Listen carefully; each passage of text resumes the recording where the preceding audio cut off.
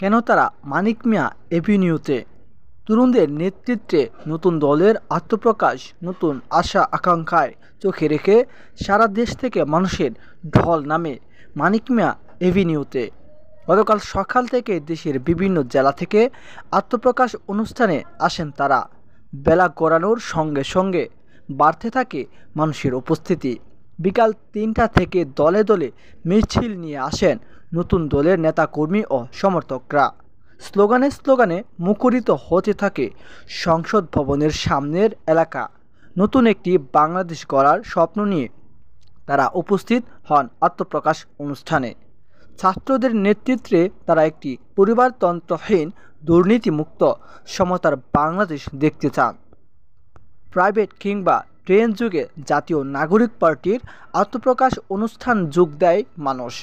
অধিকাংশই তরুণ মুখ। বৈষম্য বিরোধী ছাত্র আন্দোলন ও জাতীয় নাগরিক কমিটির বিভিন্ন পর্যায়ের নেতাকর্মীরা অনুষ্ঠানে আসেন। তাছাড়া ছাত্রদের সমর্থন দেয়া বিভিন্ন শ্রেণী পেশার মানুষও আসেন আত্মপ্রকাশ অনুষ্ঠানে। তাদের হাতে জাতীয় পতাকাসহ নানা ধরনের প্লেকার্ড, ব্যানার, ফেস্টুন দেখা যায়।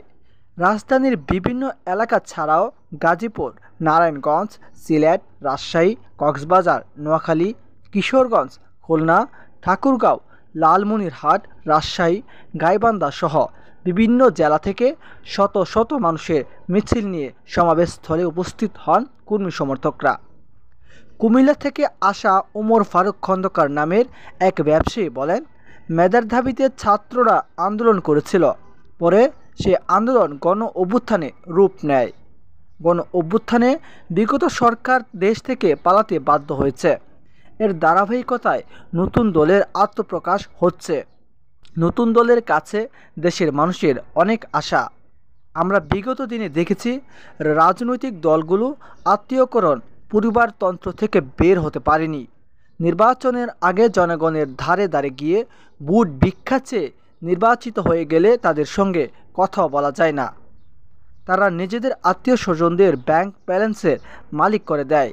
দেশের জনগণ কী চায় সেটা দেখে না। আমরা আমাদের অধিকার, আইনের শাসন চাই।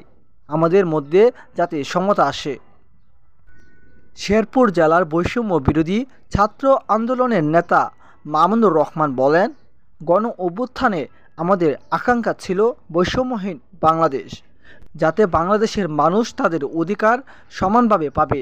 দেশে গরিব বা ধনীর কোনো ভেদাভেদ থাকবে না।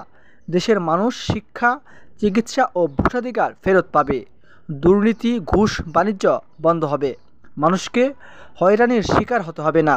কুমিল্লা থেকে আসা নাজমুল হাসান নাহিদ নামে আইটি উদ্যোক্তা বলেন, নতুন বাংলাদেশ বিনির্মাণে নতুন রাজনৈতিক দলের কাছে সুন্দর বাংলাদেশ চাই, যেখানে কোনো দুর্নীতি থাকবে না, ঘুষ, বাণিজ্য, চাঁদাবাজি থাকবে না। আমি বিশ্বাস করি তরুণ প্রজন্মের এই দলটি সঠিক দিকে আগাচ্ছে।